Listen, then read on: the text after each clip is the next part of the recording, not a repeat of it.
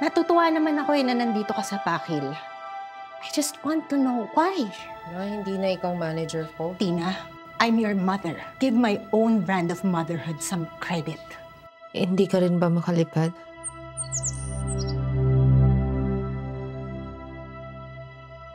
Hanggang kailan mo naman itatago sa kanya? Mahal mo nga si Paolo. Wala na sa panahon ngayon ng currency ng romantic love.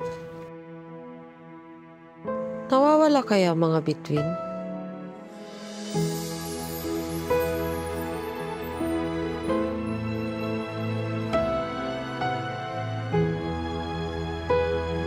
Paano kung hindi ko kakayanin? Lifestyle change din ang nagpabago sa akin. Bukod sa dasal,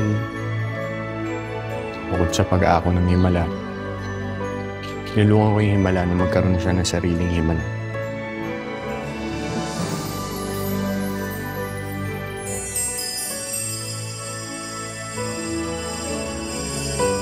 Christina, ako na please. Tutulungan na kita. Sige na. Gusto kong gawin to para sa sarili ko. Huwag kang susuko. Huwag